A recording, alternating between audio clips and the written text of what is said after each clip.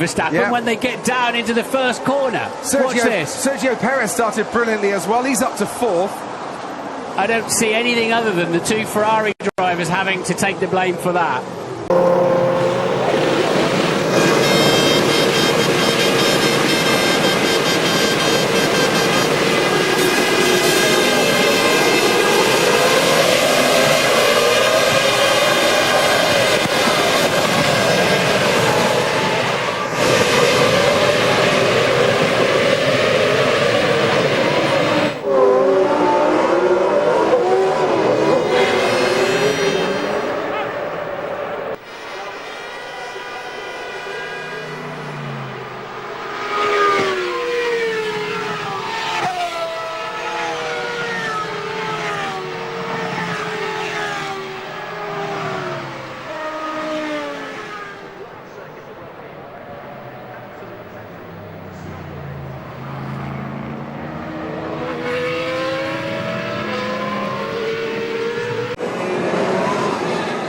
Yeah, it's very disappointing, but just putting the power down and rear tyres hit the zebra crossing, 5th gear, double wheel spin, and there's nothing you can do.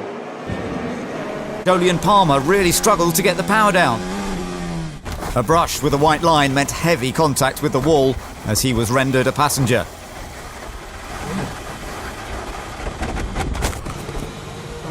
He was eliminated immediately, adding more pressure to an already difficult first campaign.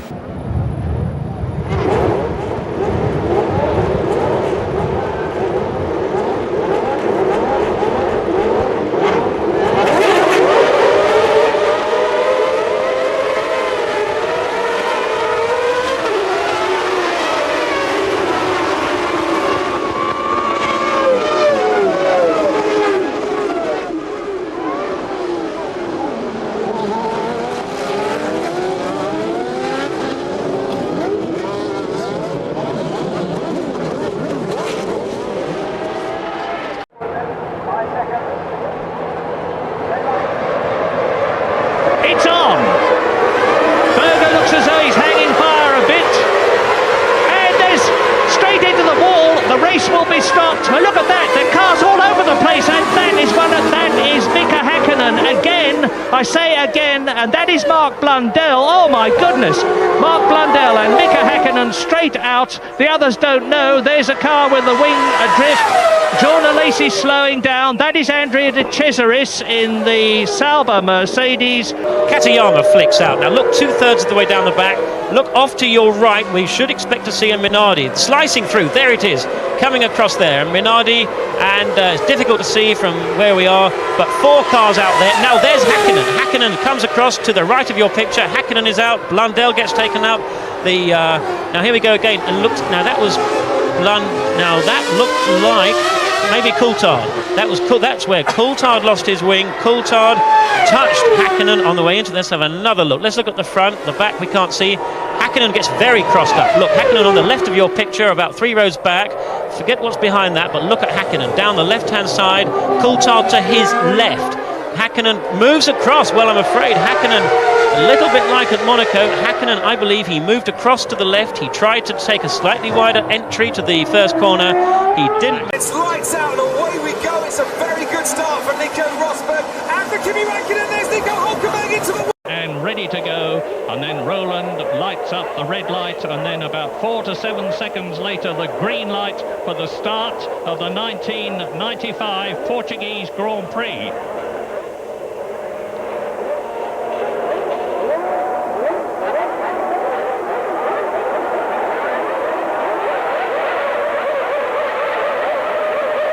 Coulthard creeping a bit, but away they go. Has he incurred a jump start? It's possible. Coulthard is leading and squeezing Damon Hill, who is second. Schumacher is third, and off goes Frentzen, and a tremendous pile-up at the back of the grid. I was watching the front of it, so I missed the detail on that one, but it looks to me like it's Katayama's Tyrrell, which of course has been upended. The race will be stopped, absolutely no doubt about that. It has already been stopped.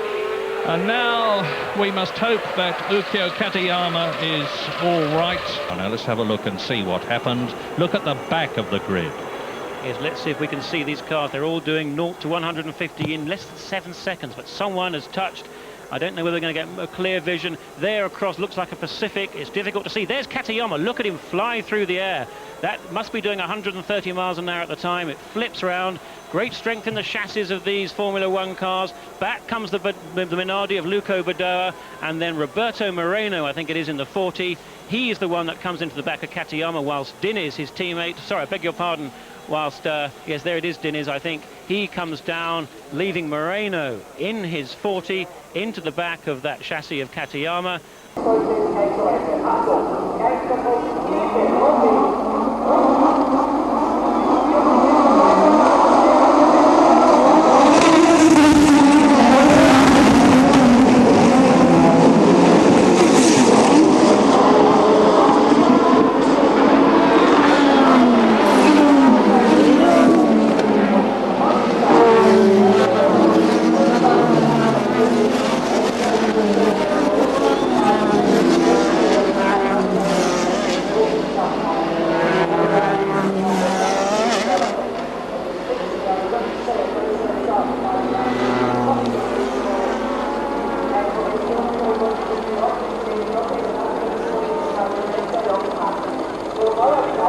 And an impressive Coulthard.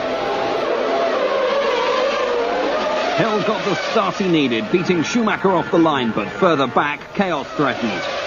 Alesi was squeezed towards the barrier by Coulthard. The two collided, causing mayhem. Berger was instantly eliminated too. Both Ferraris out at the first corner. In the ensuing traffic jam, Barrichello managed to maul teammate Irvine's front wings. It was disbelief at Ferrari.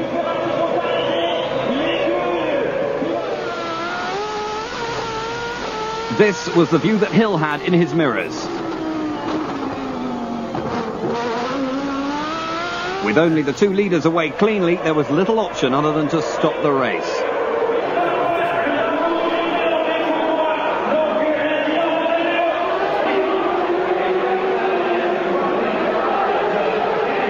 So, all set, watch the lights.